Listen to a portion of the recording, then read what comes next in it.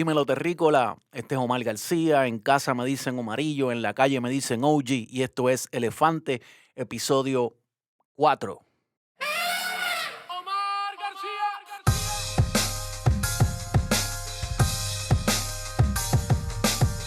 Bienvenidos y bienvenidas todas, en donde quiera que me estén escuchando, en Brooklyn, en el Bronx, en Puerto Rico, en cualquier parte de Centro y Suramérica, en España, en las Canarias, en donde quiera que se siente, que se hable, que se rapee, que se cante, que se sufra, que se goce, que se haga el amor en español.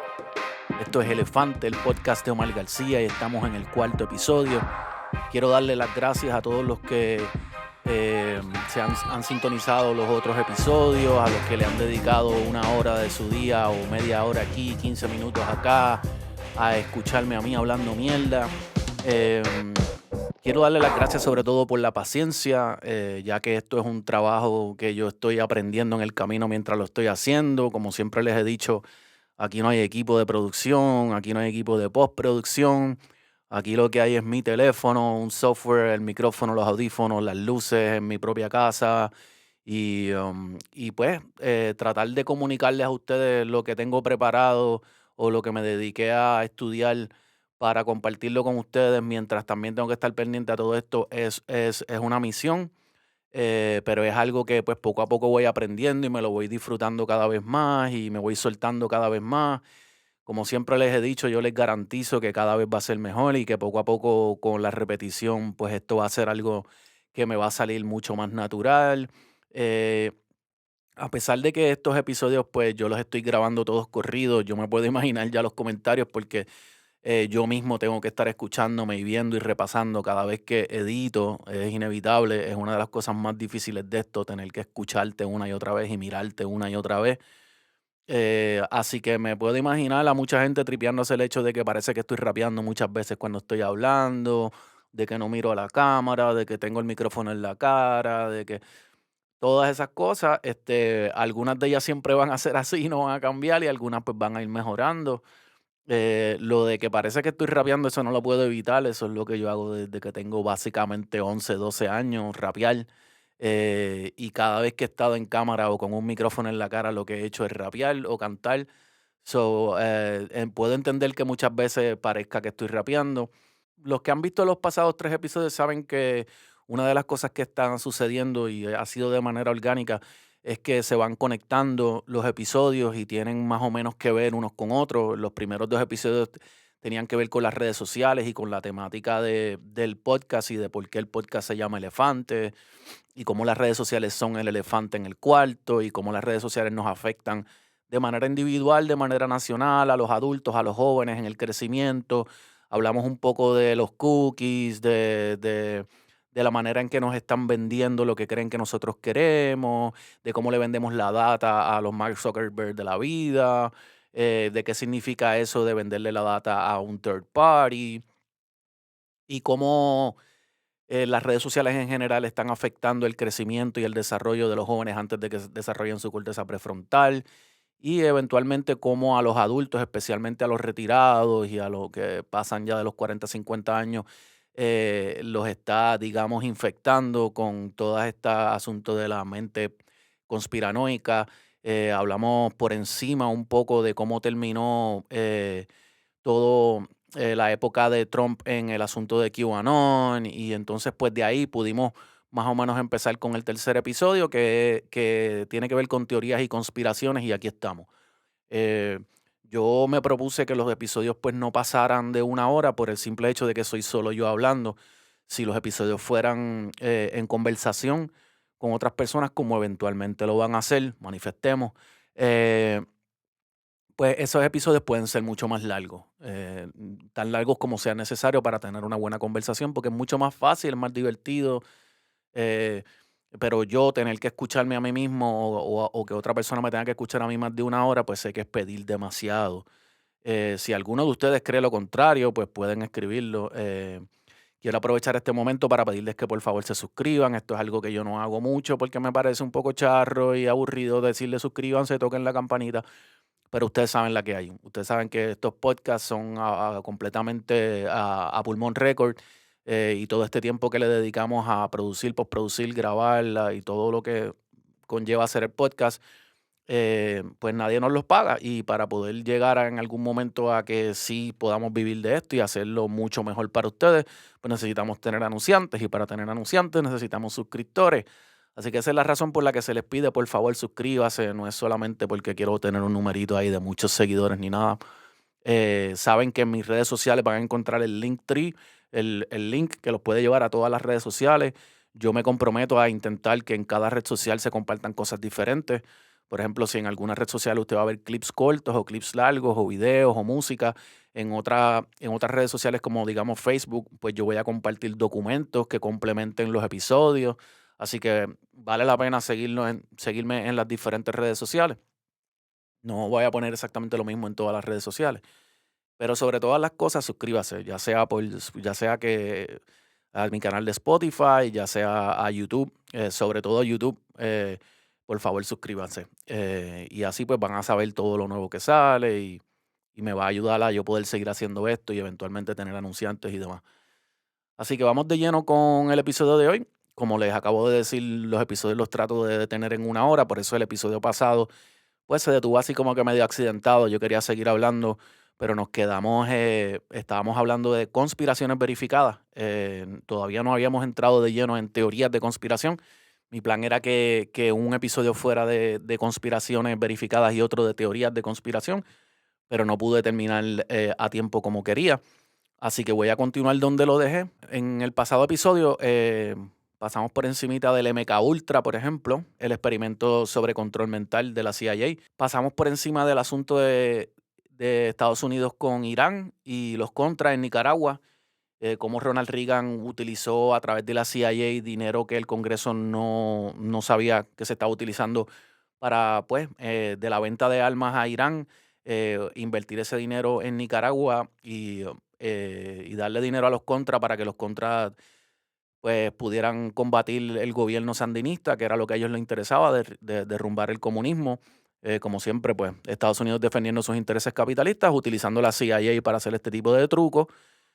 Hablamos un poco sobre la definición de conspiración y la diferencia entre una conspiración verificada y una teoría de conspiración, pero quiero repetir, bien importante y recalcar, que lo que yo hago aquí no es tratar de convencer a la gente, ni a mí mismo, ni a nadie, de que las conspiraciones no existen. Por el contrario, lo dije bien claro en el episodio anterior y quiero repetirlo, las conspiraciones existen. Las conspiraciones existen y múltiples de estas conspiraciones son históricamente verificadas. Hay documentos no solo de testigos, sino en muchos casos hay, ¿cómo se dice? Hay documentos declasificados de la CIA, porque pues obviamente salen editados, pero la parte de esos documentos que no están editados nos permiten armar un rompecabezas y entender que hay unos entes aquí, por ejemplo la CIA, que tienen como norma estar conspirando. Y en la definición de conspiración es bien curioso, por eso es que a mí no me encanta, porque esa definición de conspiración lo que dice es que son una o más partes conspirando para derrocar un orden establecido legalmente.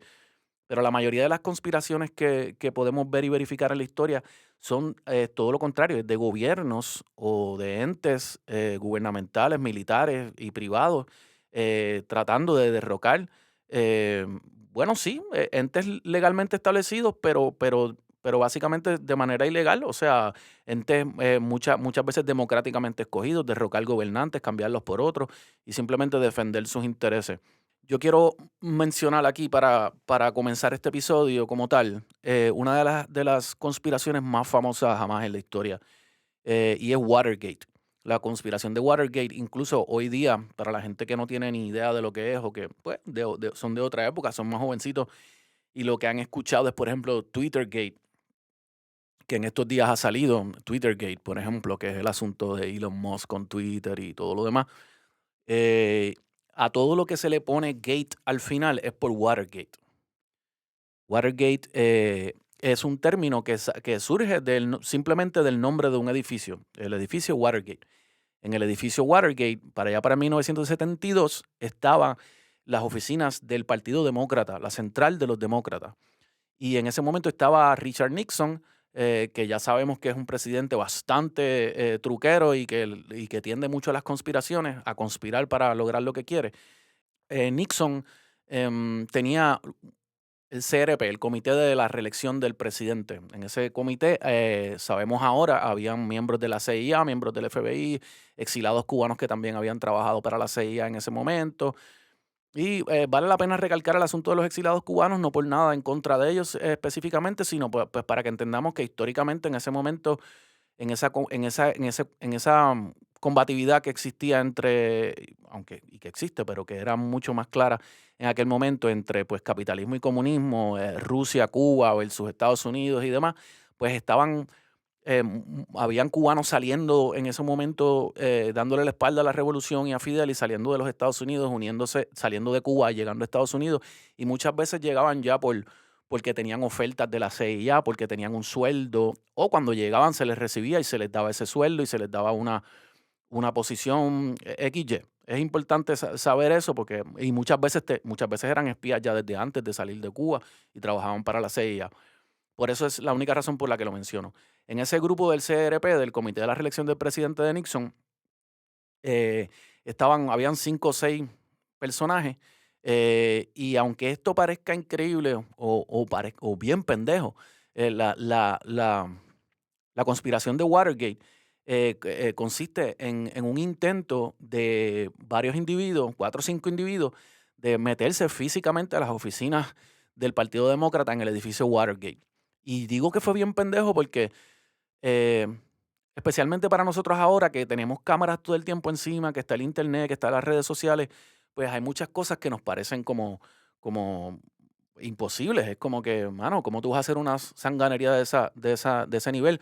Pero en aquel momento no había tanto Big Brother, tanta cámara, tanto redes sociales, tantos medios diferentes de comunicación y de diseminación de información. Así que estos tipos se creían que se iban a salir con la suya simplemente poniéndole tape a los seguros de las puertas a donde luego intentarían entrar. Y así fue que lo hicieron. Le pusieron tape a los seguros de esas puertas para que no se cerraran, para cuando salieran de las oficinas de horario laboral, quienes estaban en el edificio Watergate, ellos poder entrar. Y aunque no lo crean también, el gran héroe o el gran revelador de todo esto fue un guardia palito que estaba haciendo su turno y se dio cuenta, porque después de que los tipos ya habían entrado, él mangó el tape en las puertas e inmediatamente llamó a la policía llegó y los agarró. Así de simple fue Watergate. Cuando la policía llega, los agarra con las manos en la masa y empieza entonces el escándalo Watergate como tal. Porque, pues, por supuesto que esto sale a la luz. Hay 2 periodistas principales que se llaman Bernstein y Woodward, que se dedicaron a investigar a profundidad este caso, que lo siguieron al pie de la letra y que incluso uno de ellos, si no me equivoco, fue Bernstein, no estoy seguro. Uno de los dos, Bernstein o Woodward, desarrolló una relación con una fuente de información que hasta hoy día se sabe quién es, pero en aquel momento se le llamaba codename Deep Throat, que fue un nombre del cual se le sacó, al cual se le sacó punta por mucho tiempo, porque Deep Throat significa garganta profunda. Era un asunto que básicamente hacía relación a películas porno, cosas así. Este individuo prendía una luz o ponía una bandera de un color en una esquina donde quiera que quería que el periodista supiera que él estaba y de manera anónima le revelaba información cada cierto tiempo desde adentro sobre la CIA y sobre el FBI. En este caso, una de las cosas más increíbles es que cuando empiezan las investigaciones, Nixon obviamente está tratando de hacer todo lo posible por amañar la investigación. Incluso nombra él a un investigador a quien él mismo luego decide sacar porque ese investigador trató de hacer su trabajo correctamente y somete un sopena obligando al presidente Nixon a entregar unos tapes, porque existían tapes con grabaciones y Nixon se niega varias veces a entregar esos tapes. Incluso termina teniendo que entregar unas cosas, pero no entrega otras, desaparecen otros, hay destrucción de evidencia, campañas de relaciones públicas, el cuasi secuestro de la esposa de un miembro del gabinete para prevenir que hablara, y hasta el mismo presidente Nixon, aunque parezca esto absurdo, grabado, o sea, su voz, no como que algo que alguien dijo, grabado pidiéndole a la CIA que le pidiera al FBI que detuviera la investigación. No solamente está Nixon grabado pidiéndole a la CIA que le pidiera al FBI que detuviera la investigación, también está grabado diciéndole a una de las partes que le podía conseguir $1,000,000. Cuando luego es confrontado Nixon con esto, dice que eso fue una broma. O sea, así de absurdo es este caso. El Senado forma el comité Watergate y en este testificaron miembros de la administración de Nixon que lo implicaron directamente en el caso. Dicen que Nixon sabía todo sobre Watergate y que se negaba a decir la verdad. Aunque, por supuesto, él negaba que él supiera nada. Nixon entregó algunos tapes editados, no entregó otros, se negó a entregar un segundo so pena, entregó documentos escritos en su lugar en vez de entregar los tapes. Un desastre. El caso llegó al Supremo como The United States versus Nixon y este perdió el caso. Así que no solamente pierde el caso en el Supremo, no solamente los dos periodistas amenazan con sacar un libro que lo iba a revelar todo, que luego lo sacan, por supuesto, sino que la Cámara de Representantes de los Estados Unidos se dispone a residenciar a Nixon. Hay un 57% del país que en esos momentos, republicanos o demócratas, 57% del país no quería que Nixon continuara en el poder. Así que viendo todo este cuadro, pues el presidente Nixon el 8 de agosto del 74 toma la decisión de renunciar antes que lo residenciaran. Como ya sabemos y fuimos hablando en las demás otras conspiraciones, uno de los denominadores comunes es que cuando un presidente es involucrado en una conspiración, el siguiente presidente se encarga de perdonarlo y de asegurar que no cumpla y de limpiarle la cara. Y aquí no es diferente. El presidente Gerald Ford, que es el que le sigue a Nixon, le da el perdón presidencial, así que Nixon nunca cumple cárcel, se acabó, bye bye, chequeamos. En este caso, 48 personas fueron convictas.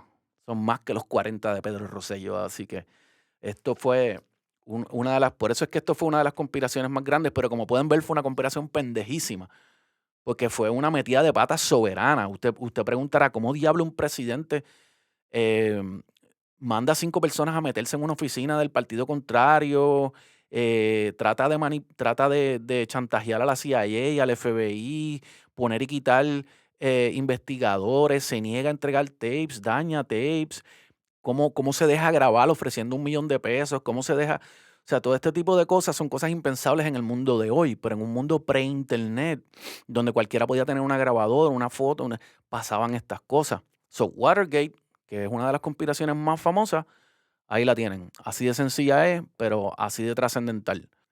Vamos a hablar ahora un poco de una conspiración que se llama Truman versus los nacionalistas boricuas. No habíamos hecho ninguna de esta índole sobre puertorriqueños luchando por la independencia y demás. Pero básicamente la conspiración era nacionalista tratando de asesinar al presidente Truman. En los 40, el movimiento nacionalista de Puerto Rico estaba bien prendido porque se había revelado, por ejemplo, cosas como que el doctor Cornelius Rhodes había experimentado con células cancerígenas en pacientes boricuas, la herida de la masacre de Ponce estaba fresca, encarcelan a don Pedro Albizu por apoyar abiertamente la resistencia armada en la isla. El PPD, el Partido Popular Democrático, había negociado con Estados Unidos lo que conocemos como el Estado Libre Asociado de Puerto Rico. El PPD de Luis Muñoz Marín hizo ley la restricción de derechos a independentistas y los movimientos nacionalistas, además de prohibir cualquier uso de la bandera boricua en la isla. Eso es lo que mucha gente conoce y lo que conocemos todos como la ley de la mordaza. Hicieron ley que usted no pudiera sacar la bandera puertorriqueña ni siquiera en el balcón de su casa, mi gente. Encarcelaron a cientos de independentistas y a miembros del Partido Nacionalista. Ya Albizu había hecho un llamado a la lucha armada y estableció en Jayuya el centro de mando para la Revolución Boricua. Allí en casa de Blanca Canales guardaban las armas para dar la lucha. Se levanta la lucha armada en Ponce, en Mayagüez, en Naranjito, en Arecibo, en Utuado, en San Juan y en Jayuya. Hay 2 nacionalistas más que mueren enfrentándose a la policía. Entonces Blanca Canales y los Torresolas atacan un cuartel, matan a un policía, hieren a otro, van a la plaza y levantan la bandera boricua revolucionaria frente a la impuesta por el gringo. Mucha gente piensa que Puerto Rico nunca ha sido atacado militarmente, y sí ha sido atacado militarmente. Más allá de la invasión gringa en 1898, Estados Unidos atacó con aviones bomberos, con artillería, con granadas. durante 3 días. Eso fue dropeando bombas por ahí para abajo como si estuvieran en cualquier otro tipo de guerra. El plan era que ese levantamiento en Puerto Rico, en los diferentes pueblos que mencioné, pues terminaran pues con una verdadera revolución armada, y el Puerto Rico se levantara como un Puerto Rico libre y soberano y empezáramos a empujar a los gringos a irse del país.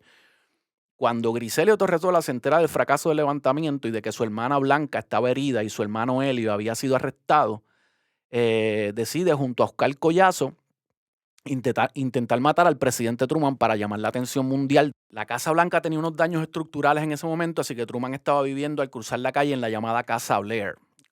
Collazo se fue por un extremo de la calle Pensilvania, y Torresola se fue por el otro. Collazo tiene problemas con su pistola, pero logra meterle a un guardia y caer al piso con él. Luego lo hieren una rodilla. Otros oficiales le empezaron a disparar a Collazo y este contestó hasta quedarse sin balas. 2 balas le alcanzaron la cabeza y el brazo derecho. Mientras Torresola le dio 4 tiros a otro guardia y lo mató. Después le metió en la cintura a otro guardia que fue tambaleándose hasta la entrada de la Casa Blair y logró cerrar la puerta. Este tipo que se va tambaleando hasta la Casa Blair, se tambalea y cae en la puerta, es el que salva básicamente al presidente. Cierra la puerta antes de morir y no permite que Torresola entrara. Torresola le disparó a los que le disparaban a Collazo e hirió a uno en la rodilla. Collazo queda inmovilizado y a Torresola se le acaban las balas. Una de las cosas más cinemáticas de esta conspiración es que en ese momento que a Torresola se le acaban las balas, que el guardia se tambalea, entra, cierra la puerta, y Torresola está tratando de ayudar a Collazo todavía, a dispararle a los que le...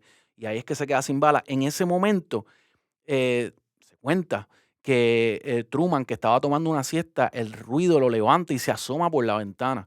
Lo que no sabemos es si Torresola, por ejemplo, o Collazo llegaron a ver a Truman asomarse por la ventana, pero así de cerca pudieron haber estado de matar al presidente Truman, porque en ese momento que se asoma por la ventana, pues imagínate, era el perfecto momento para darle un tiro. Así que así queda frustrada esa conspiración, pero es una conspiración que vale la pena conocer como puertorriqueño, aparte de tantas otras que hay. Pero pues sí, ahí termina esa conspiración. Así que acabamos de ver un poquito de Watergate, que fue una conspiración gringa entre gringos, en donde Nixon trata de manipular la opinión pública, literalmente metiéndose en las oficinas de los demócratas para tumbarle documentos o sabe Dios qué.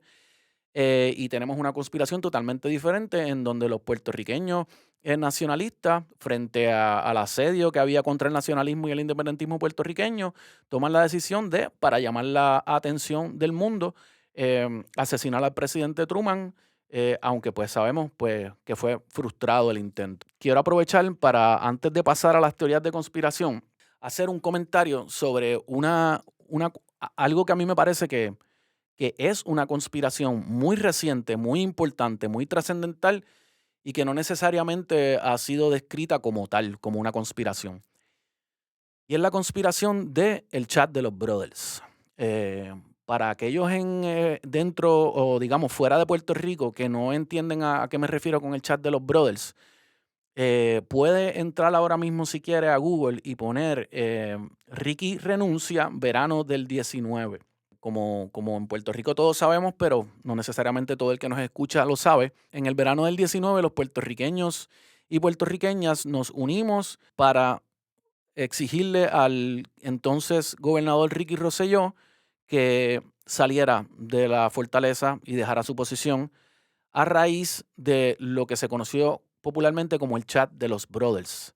¿Y por qué yo incluyo esto entre las conspiraciones? Hay una frase dentro de ese chat que el Centro de Periodismo Investigativo hizo público. Uno de los brothers, vamos a describir primero a qué se refiere los brothers. Los brothers eran los panas del gobernador. El gobernador tenía un chorro de mequetrefes, títeres, panas, que no habían sido elegidos por ningún puertorriqueño o puertorriqueña, pero que estaban teniendo acceso a todo tipo de información. En el chat de los brothers hay una frase específica que es la que me hace a mí llamarlo conspiración. Y esa frase dice algo así como: tuve un sueño, vi un Puerto Rico sin puertorriqueños, era espectacular, it was wonderful. Era algo así. Era como que qué chévere un Puerto Rico sin puertorriqueños, lo pude ver, ese es el futuro. Eso es lo que para mí lo hace una conspiración, porque teníamos a varios puertorriqueños, ninguno de ellos elegido por nosotros excepto Ricardo Rosselló, y nosotros no estábamos al tanto de que Ricardo Rosselló estaba teniendo este tipo de comunicaciones con ellos. La meta de esa conspiración era tener a un Puerto Rico sin puertorriqueños. Y hoy que sabemos que después de María, por ejemplo, un montón de puertorriqueños se tuvieron que ir del país, hoy que sabemos que al entregarle a Luma el recurso de la energía eléctrica en Puerto Rico, hay un montón de gente que está a punto de tener que irse del país porque con lo que nos ganamos no nos da para pagar la luz, la manera excesiva que nos están cobrando, todo lo que nos están cobrando de luz. La pandemia también complicó un montón de cosas para la gente. El mismo Ricky Rosselló sabemos que le entregó el asunto de la energía eléctrica a gente como Whitefish, que sabemos que eso fue tremendo truco, cobra. Nada, Whitefish, Cobra, Luma es la misma mierda. Pues podemos entender que esa frase no era simplemente hablando mierda, sino que realmente estos tipos estaban trabajando dentro del marco del capitalismo del desastre para ir empujándonos fuera del país y tener un Puerto Rico. Eso sin mencionar, valga la aclaración, eso sin mencionar la gentrificación y lo que está pasando con los Airbnbs y cómo están sacando a la gente de las casas y subiendo las rentas. O sea, es la hawaianización de Puerto Rico. Lo mismo que le sucedió a Hawái, pues nos está sucediendo a nosotros. Y esa frase de un Puerto Rico sin puertorriqueños es la que deja establecido este asunto del chat como una conspiración. Como cualquier otra conspiración, si no nos enterábamos, no sabíamos que existía. Era algo que estaba sucediendo en secreto. Esto cae perfectamente dentro de la definición de conspiración. Dos o más personas conspirando en secreto para tratar de derrocar un orden establecido legalmente. El orden establecido legalmente es el pueblo de Puerto Rico. El secreto lo tienen ellos tratando de realmente sacarnos del país. OG, Elefante, Holograma Inc., Omar García. No se le vende un menor ni vende, ni se prende un tecato delante del cliente. En el supermercado no le dé palo a la gente, va pa' afuera el primero que el punto me caliente. Parece distante, tú tan diferente, estaba malo antes, ahora está demente. Aquí está el que hace la ley, es un delincuente. Van encasquillados a robárselo de la gente. Los federucos son los que dejan que todo entre. Tú la recoges, la cortan de caja y la vende. Llegan los agentes, ni que te sorprende cuando ve 10 años de tu vida en un expediente. Limpieza étnica, así se siente. Con la misma droga de ellos encierran a la gente. Quisiera que un lechón de esto que le dio a un inocente apuntara para el Senado y le dé al presidente. Puñeta, aunque sea un accidente, que por una vez a quien le quite la vida el poder ostente. Si vas a dar gatillo, cabrón, que cuente. Charlatán, coge la orilla, la brea está caliente. Chamaquito quiere ser gigante, todavía no es hombre, pero ya es un gante, el matatán.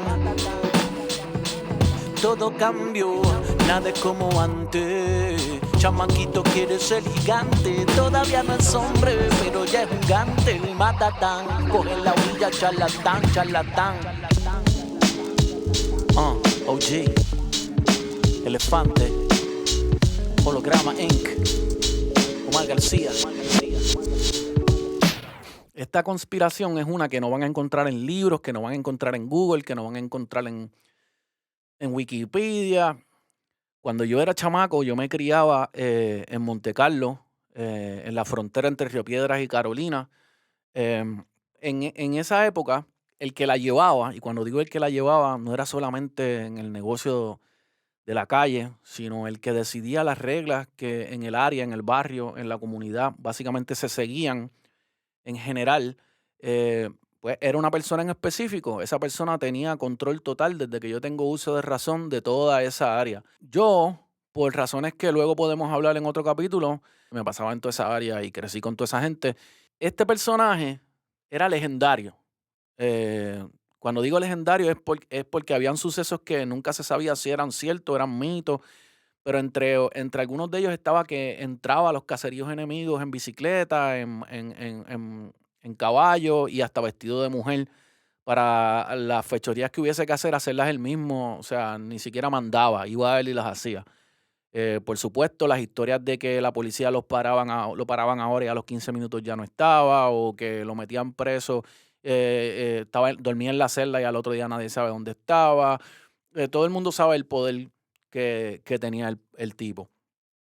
Como siempre, el momento llega en donde se le acaba la gasolina y lo trancan, por la razón que sea, terminó trancado. Cuando lo trancan, pues por supuesto que él le deja en las manos a sus socios el negocio y lo demás, el poder.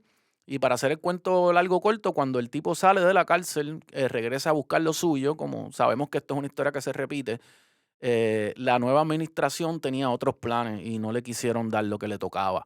Así que él tira la raya, le dice a la gente, le dice al corillo que tomen su lado, que quién se va con él, que quién se queda, se va a otro lado, se lleva un combo de gente y desde ese día empieza un reino de terror del cual fuimos testigos todos. Cada cierto tiempo, una vez a la semana, una vez cada 2 semanas, se asomaba un carro raro por la 65 Infantería y le entraba a tiro a alguien y dejaba, y, ¿sabes? En el caso mío, por ejemplo, yo recuerdo que a mí una de las cosas que más me preocupaba, porque uno se cree Superman, a uno no le importa a uno, pero sí, mi papá y mi mamá, que ambos trabajaban hasta bien tarde, tenían que llegar para encontrarse en la luz principal para entrar para casa con la cinta amarilla y el muerto tirado en el piso. Era una cosa consistente y constante. Así que eso durante meses se siguió sucediendo. Él aparecía cada cierto tiempo, le entraba a tiro a alguien, zumbaba, moría alguien, se fue llevando gente poco a poco, poco a poco, poco a poco. Así que se podrán imaginar cuán harta estaba la gente, cuán ansiosa estaba la gente, cuánto temor, porque la mayoría de la gente no está ni siquiera envuelta en el asunto. Todo el mundo lo que está es pasando por el terror de cuándo viene lo próximo. Yo estaba un día en la calle 23 con una amiga y dos amigos, jangueando, hablando mierda, ¿sabes? No, no me acuerdo los específicos, ¿no? Pero estábamos por allí de día, ponle que eran como las 3 de la tarde. Y nosotros estábamos acostumbrados en esa área a escuchar tiros. O sea, los tiros no eran algo necesariamente, no eran una novedad. Pero se escuchaba uno aquí, uno allá y seguíamos el día normal. Ese día estamos todos jangueando, lo que sea, compartiendo y escuchamos un par de tiros. Plan, plan. Y fue como que, ok, ahí se jodió uno. Después escuchamos 3, 4, 5 más. Y después comenzó algo que realmente la única manera de uno describirlo es despedida de año. O sea, un reguero de tiros. Imagínate si fueron tantos los tiros que nosotros lo que hicimos fue, o sea, intuitivamente nos metimos debajo de los carros, porque llegó un punto en que perdimos la perspectiva de cuán cerca o lejos estaban los tiros, de dónde estaban viniendo, o si se estaban acercando, o qué estaba pasando. Así que nos metimos debajo de los carros hasta que terminó la lluvia de tiros. Y sin mentirles, fueron cientos y cientos de tiros. Hay documentación de eso. Y ahora vamos a hablar de por qué es una conspiración. Lo que sucedió, que obviamente un carro subió a los 15, 20 minutos y nos dijo exactamente lo que acababa de pasar. Lo que sucedió fue que luego de tanto tiempo de el personaje estar yendo y viniendo y haciendo lo que estaba haciendo, un día está en un liquor store con un pana, con una de sus manos derechas, ¿no? Y como yo les dije, este tipo era un tipo bien bravo que hacía las cosas él mismo, él no mandaba. Así que están en el liquor store y el pana recibe una llamada, el pana del tipo, y le dice, fulano de tal está allí, vamos a darle lo de él o qué es la que hay. Y por supuesto el pana dijo que sí. So, aunque ustedes no lo crean, el hombre entró al caserío con el que tenía guerra, buscando a este personaje. Cuando entra junto con su mano derecha, van solamente ellos dos al caserío, el primero que se vira y le da el primer tiro es el pana. El pana se vira, saca la pistola, le da un tiro y ustedes me preguntarán, pero ¿qué pasó con la lluvia de tiros? La lluvia de tiros fue todos los tiros que vinieron después de que ya estaba muerto. Todo el mundo y Raimundo le dio un tiro al tipo porque el nivel de coraje, odio, desesperación que había porque se detuviera ya la guerra que había con él era tal que tanta gente le tenían riña y le tenían cosas que las pistolas se las pasaron de mano en mano para que la gente se curara, no porque no estaba muerto. Fueron tantos los tiros que hubo que reconocerlo por los dientes, literalmente. A veces que la gente usa esa frase como un chiste o algo así, pero realmente aquí lo reconocieron por la dentadura. Con la dentadura fue que pudieron identificarlo, porque realmente fueron tantos los tiros que no había más nada de él. Eh, Así que ese es un caso de una conspiración de la calle, porque mientras él estaba creyendo que todo estaba bien entre él y su gente contra los demás, su mano derecha estaba conspirando. ¿Quién sabe cuándo comenzó la conspiración? Él fue el que le da el primer tiro. So, esto es una conspiración entre la mano derecha del personaje y los enemigos en ese caso para acabar con él y terminar con su reinado de terror. Así que tenemos ejemplos entre el capítulo anterior y esto que acabamos de hablar, por ejemplo, de diferentes formas de conspiración. Y sobre todo, pues con todos estos ejemplos, lo que yo quiero es dejar establecido la veracidad de las conspiraciones y alejarme un poco de esta idea de que cuestionar las teorías de conspiración es básicamente afirmar que no existen las conspiraciones. Creo que entre el capítulo anterior y estas cosas que acabamos de hablar, por ejemplo, el caso del MK Ultra, que es uno de los que más a mí me tripea, experimentos en el cual intentaban borrar memorias de la cabeza de la gente para ponerle memorias falsas y así poder controlarlos y manipularlos y tener pues lo que ellos llamaban Manchurian Candidates y soldados pues mentalmente controlados por ellos, utilizando LSD, utilizando choques eléctricos, deprivación del sueño y todo este tipo de cosas. Reagan escondiendo dinero con la CIA y vendiéndole armas a Irán para sufragar a los contras en Nicaragua. Hablamos de una conspiración calle, acabamos de mencionar, una conspiración en la que los supuestos amigos de un personaje se le viran y conspiran con el enemigo para acabar con su vida. Hablamos del chat de los brothers, en el cual Ricky Rosselló y sus secuaces conspiraban para tener un Puerto Rico sin puertorriqueños. Y yo no quiero terminar esta parte de las conspiraciones sin antes entrar un poquito más en detalle en algo que mencioné en el capítulo anterior por encima, porque es una de las conspiraciones, si no la conspiración que más a mí me ha interesado. Y una vez más tiene como uno de sus protagonistas principales al siniestro Richard Nixon. Si hay algo que podemos ir concluyendo de todas estas conspiraciones históricas, es que el experto en conspiraciones más grande en la historia que conocemos, por lo menos que sepamos, ¿verdad? Es la CIA. La CIA participa de la mayoría de todas estas conspiraciones grandes de nivel internacional. La CIA, como podemos ver, participa usualmente ayudando a los presidentes a esconder del Congreso, o sea, cuando digo del Congreso, del pueblo, en qué se está gastando el dinero, proyectos ocultos, este tipo de cosas. La CIA ayudó a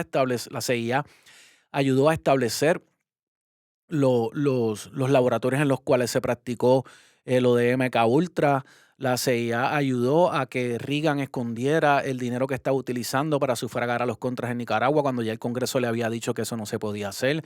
Y la CIA aquí, en este caso que vamos a hablar ahora, también conspira junto a Richard Nixon y a la mano siniestra de Henry Kissinger eh, para acabar con la vida del presidente Allende en Chile y establecer una dictadura militar.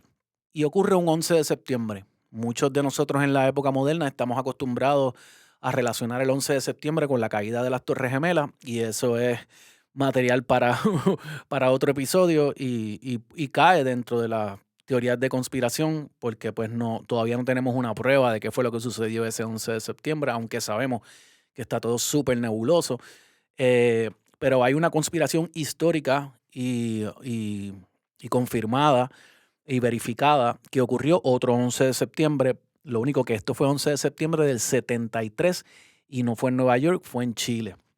Salvador Allende representaba en ese momento para los Estados Unidos una amenaza mayor que la Cuba comunista de Fidel Castro. Salvador Allende llega al poder unificando a dos facciones de la izquierda chilena y, sobre todas las cosas, logra llegar al poder de manera democrática. No tuvo que disparar un tiro, una bomba, no tuvo que hacer una revolución armada. El peligro que representaba que el mundo viera a un país logrando establecer un sistema económico de corte socialista de manera democrática, con el voto popular, sin tiros, sin violencia, y que potencialmente se regara por el resto de la Centro y Suramérica esta idea, pues le representaba a Estados Unidos era el terror de los Estados Unidos. Es bien importante que sepan que hay documentos desclasificados de la CIA porque Bill Clinton, cuando entra a la presidencia, una de las cosas que hace es exigir que se desclasifiquen estos documentos. Algunos de estos documentos yo los voy a compartir en mis redes sociales. Pueden, después de este capítulo, acceder a mi Facebook, por ejemplo, en un par de horitas después del capítulo y pueden encontrarlos ahí, bajarlos, verlos. Obviamente están tachados. Esta gente antes de declasificar documentos tachan un montón de cosas que no quieren que usted y yo sepamos. Pero hay muchas de las expresiones de Kissinger, hay asuntos de la comunicación con Pinochet y otras cosas muy importantes que están ahí. Estados Unidos, CIA, Kissinger, Nixon comienzan a involucrarse con medios de comunicación en Chile desde la campaña de Salvador Allende. O sea, no fue solamente desde que Salvador Allende gana la presidencia, sino desde que Salvador Allende anuncia su campaña. Una de las cosas que Estados Unidos y la CIA hace, que es lo que sabemos que hace en tantas otras ocasiones, es básicamente comprar un periódico. La CIA infiltró y subsidió a diarios como El Mercurio para difundir propaganda anti-Allende. Establecieron además una compañía telefónica, la ITT, dentro de Chile, con un cabecilla de la CIA al mando para poder desde adentro apoyar a opositores políticos de Allende. A pesar de todo esto, de quedarse con la ITT, con El Mercurio y demás, Salvador Allende gana las elecciones democráticamente. Cuando al Allende ganar y nacionalizar tanto la ITT como el cobre de manera legal por el voto mayoritario en el Congreso chileno, Nixon inmediatamente hace una expresión pública en donde pretende que compensaran a las compañías gringas. Como quien dice, diciéndole, tú en tu país no puedes hacer esto y le tienes que dar chavos a las compañías gringas que se estaban quedando con tus recursos y con tus medios por lo que están perdiendo por tú haberlas nacionalizado. Allende, por supuesto, se niega. La CIA y Estados Unidos meten dinero en el transporte de bienes, en los camioneros. Así que ya tú sabes, en Puerto Rico conocemos cómo cuando los camioneros se ponen para nosotros y se ponen para apoyar al pueblo, no hay quien pueda contra nosotros. Cuando los camioneros dicen que se unen a las protestas y que van a trancar el país, a todo el mundo le tiemblan las piernas. Un agente de la CIA y luego del golpe confiesa que la CIA, y esto es una cita, la CIA al financiar a los camioneros comerciales y otros gremios pudo crear la apariencia de caos y desorganización que siempre resulta atractiva a los líderes militares de derecha. Esto es una cita. USA presionó a los bancos mundiales para no renegociar la deuda de Chile, por ejemplo, que había sido inflada en los dos gobiernos anteriores hasta ser una de las más altas per cápita del mundo. Económicamente afectaron los neumáticos, el diésel, y prepararon en lo que se conoce como la Escuela de las Américas en Panamá a los militares que encabezarían el golpe de Estado. Al 6 meses del golpe, un informe de la CIA lee, y esto es otra cita, se están discutiendo nuestras futuras opciones a la luz de los decepcionantes resultados electorales que le permitirían a Allende y a la Unidad Popular llevar adelante sus programas con mayor fuerza y entusiasmo. Otra cita lee, debemos intentar inducir a la mayor parte de las Fuerzas Armadas a tomar el poder y distribuir el gobierno de Allende. Se debe lograr la creación de un renovado clima de incertidumbre política y crisis controlada para poder estimular a los militares a considerar seriamente una intervención. Así que como podemos ver en estos documentos, estaban claramente ellos buscando cualquier forma de provocar el golpe, de provocar a la oposición chilena, de levantarlos, de ya sea darles dinero, de crear las condiciones para que se levantara un golpe. Luego de que fuera removido el último comandante en jefe constitucional de la Armada, es el propio Allende quien pone en esa posición a Pinochet. Y eso está bien cabrón mirarlo en retrospección así, que fue el mismo Allende el que considera que en esa posición debería ir Pinochet porque entendía que era uno de los últimos aliados que tenía.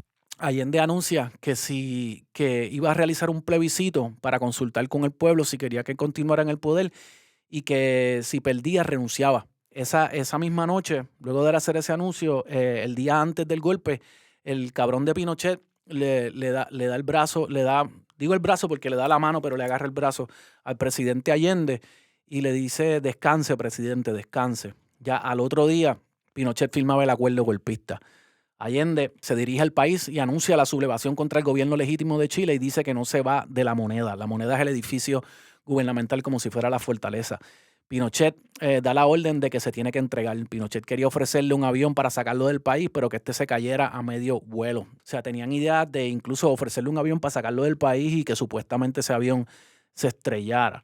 Le informaron a Pinochet que Allende tenía una metra con 30 tiros y que amenazó con usar el último para dárselo en la cabeza a sí mismo. Sin ningún tipo de misericordia, bombardean la moneda, le entran a bombazos y cuando ya no queda más nada, pide que todas las mujeres que están dentro de la moneda se entreguen y salgan. Quedan luego de esos 50 o 60 personas adentro y Allende les informa que se van a rendir. Por fin se da un cese al fuego. Allende básicamente hace una fila y se va atrás. Dicen que pues que mientras estaban en las primeras 2, 3, 4 posiciones de la fila escucharon un tiro y cuando miraron hacia atrás, eso es, bueno, básicamente la versión oficial, Allende estaba muerto, se había dado un tiro en la cabeza como había dicho que iba a hacer. Para creer en mí no puedo creer en ti, hace tiempo ya que lo entendí, decidí pisar, borrar tu huella y no consultar tu estrella. Ando por tu vena, conspirando, a cada recluso tuyo inspirando, aire de hombre libre, respirando, tu tiempo en el trono está expirando. No soy de tu motor la batería, par de botas menos en tu infantería. Te has sacado la lotería con García, te voy a quebrar la compañía antes que nazca el día. Nada de amenaza y garantía, ya la cruz de tu psicología no es la mía. Hay una avería en la vía que antes no había. Tráeme a tu vampiro de energía y le presento al día. Consúmelos, admíralos, síguelos, endiósalos, adóralos, ámalos, inflalos, explótalos, olvídalos.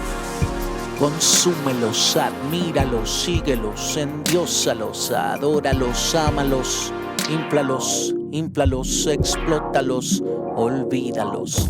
Ídolos caen como dominos, ídolos caen como dominos, ídolos caen como dominos, ídolos caen como dominos, ídolos caen como dominos, ídolos caen como dominos, ídolos caen como dominos, ídolos caen como dominos, ídolos caen como dominos, ídolos caen. Hay muchos que dicen que Allende quiso quitarse la vida porque entendía que si se quedaba vivo lo iban a meter preso y que si lo metían preso se iba a desarrollar una guerra civil de chilenos contra chilenos en la calle y que él no quería eso. La dictadura militar de Augusto Pinochet y la CIA ejecutó a 2.000 personas. 1.100 personas desaparecen y Kissinger viaja a reunirse con Pinochet y le dice lo siguiente: en USA, como usted sabe, somos simpatizantes de lo que está tratando de hacer aquí.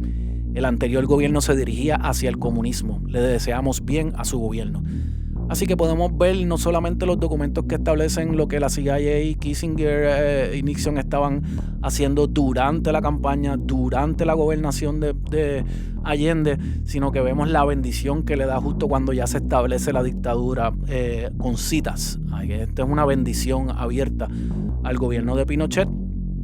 Y luego de esto la CIA de Estados Unidos logra instaurar varias dictaduras en América del Sur y organiza la Operación Cóndor para poder desplazar paramilitares de país a país, secuestrando, desapareciendo, asesinando a ciudadanos que considera sediciosos. 50.000 asesinatos, 30.000 desaparecidos, 400.000 presos torturados.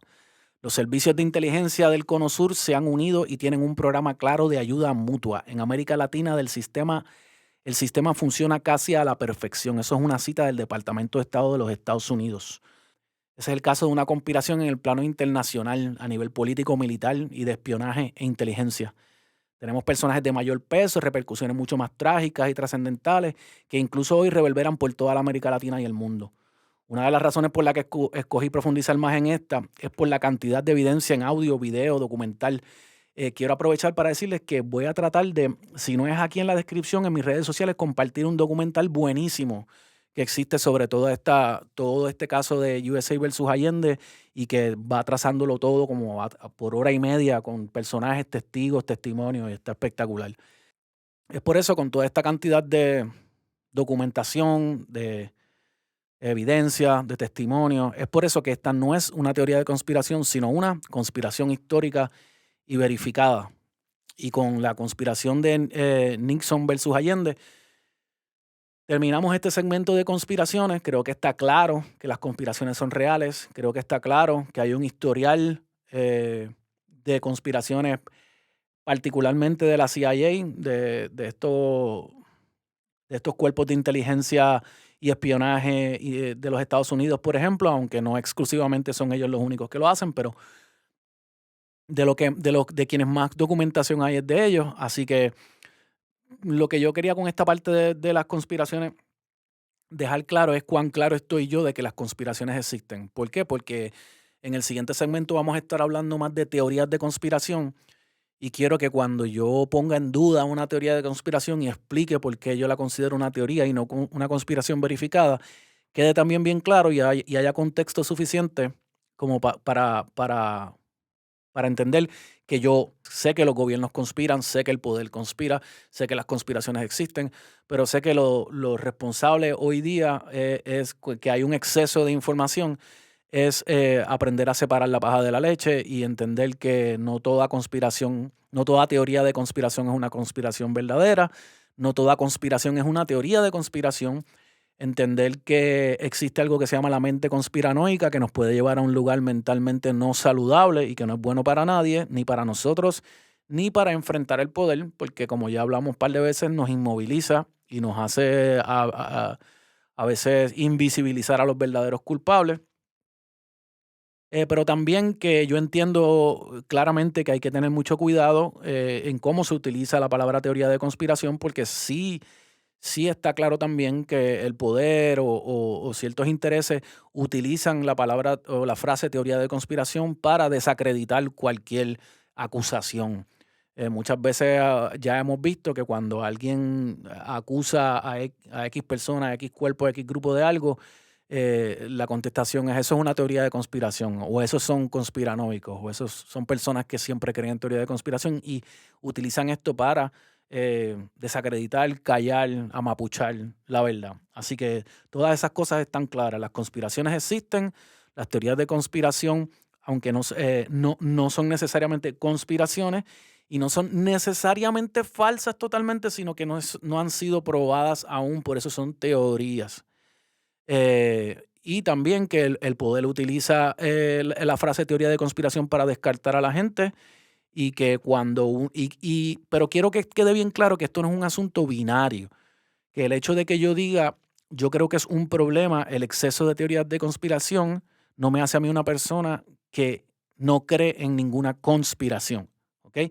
No me hace una persona ingenua que no cree al poder capaz de operar mediante conspiraciones. Sabemos que conspiran contra nosotros, contra los pueblos, contra la gente, contra el poder, sabemos que las conspiraciones existen, estamos claros. Y ahora vamos a pasar al área de las teorías de conspiración. Desde ahora les digo que me imagino que voy a tener que detener esto y continuarlo en el próximo episodio. Me encantaría que no fuera así, pero la verdad es que estoy tratando de mantenerme en la línea de la hora. Vamos a comenzar con una definición bastante general. Y una definición que encontré dice: la hipótesis general de una teoría de conspiración es que ciertos sucesos importantes en la historia han sido causados por conspiraciones ocultas y misteriosas. Todo viene de una ingenua tendencia muy ligada a la esencia del mundo contemporáneo a sobrevalorar la capacidad del ser humano para llegar a saberlo todo, salvo que algo anómalo se lo impida. Según esta percepción del pasado, el conocimiento incompleto de un episodio histórico solo se explicaría por la intervención de un agente maligno que hubiera cegado nuestra mirada o limitado nuestra visión de lo ocurrido, hurtando pruebas o dejando pistas falsas en el camino. Una de las cosas más interesantes en esa definición que acabamos de leer es que está estableciendo un elemento que es el del llena blanco. O sea, lo que quiere decir es que sucede de manera bastante intuitiva para muchos de nosotros que cuando no entendemos algo que sucedió en la historia o tenemos eso que llamamos lagunas, baches, blancos, sabemos que sucedió esto este año, sabemos que sucedió esto aquí, pero no sabemos qué sucedió aquí. O sabemos que al principio estaba fulano, sabemos que después estaba fulano, pero no entendemos cómo pasó de aquí a acá. Pues esos espacios de cómo pasó, de qué pasó, cuándo pasó, lo que establece esta definición es que muchas veces esos blancos los llenamos con estas teorías de conspiración. O llegamos a la conclusión de que si no entendemos es porque algo se nos está escondiendo. Y pues sobre todas las cosas, las teorías de conspiración establecen que hay un poder maligno y o secreto detrás de todo cuanto sucede, que no entendemos, que no hemos visto, que no conocemos, pero que siempre está ahí. Como ya yo hablé, cuando hablamos de las conspiraciones, yo sí creo que el poder tras el poder existe y eso no es un asunto de creer, esa es la naturaleza del verdadero poder. Es como, por ejemplo, tú tienes un gobernante, digamos en Puerto Rico, que se gane 100,000 pesos al año, 120,000 pesos al año, lo que sea. Ese no es el poder cuando sabemos que hay bancos y corporaciones que siempre han estado en el mismo lugar, que generan millones y millones y millones, por no decir billones de dólares y que sabemos también que son los que le dan el dinero a ellos, ya sean de medios de comunicación, de bancos, XY. Así que no hay que ser muy versado en política para entender que si usted tiene una persona verdaderamente rica y poderosa que ayuda a esta otra persona a llegar al poder, esa persona que está detrás quiere algo a cambio para hacerlo llegar a él al poder. Y si esa persona no depende de elecciones para estar ahí siempre, ¿quién es el verdadero poder? Así que no tenemos que ir tan lejos para entender que no hay que creer en teorías de conspiración para creer que existe poder detrás del poder. Pero sí debemos entender y dejar establecido que en casi toda teoría de conspiración esa es la premisa, el poder escondido detrás del poder.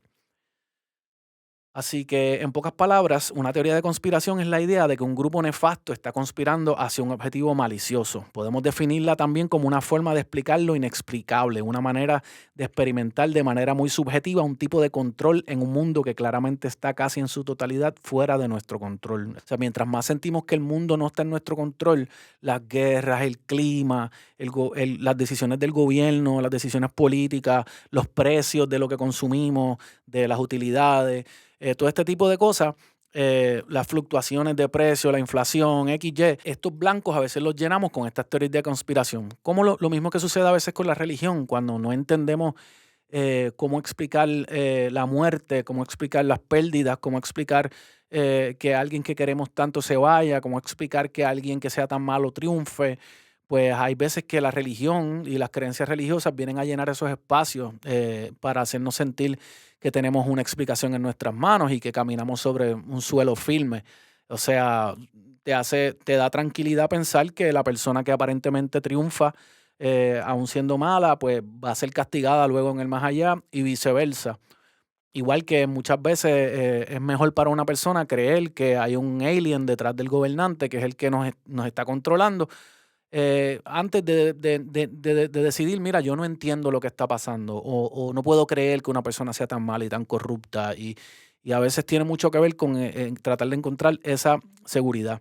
No está muy a lo loco tampoco decir que un mundo en el cual uno es guardián de un gran secreto es uno más interesante. O sea, también, también está la idea de que sentirse uno dueño de un secreto que los demás no conocen, que tú sabes que tengo yo acceso a una información que la mayoría de las personas no tienen acceso, hace a uno sentir mejor o hace la vida para uno, lo inmediato, más interesante que un mundo simplemente en el que me levanto, poncho, trabajo, llego a casa, como, me acuesto a dormir y vuelvo a lo mismo mañana. Y aquí voy a dejar este capítulo.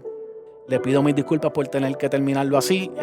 No me quiero pasar de la hora. Gracias por su atención y nos vemos en la próxima.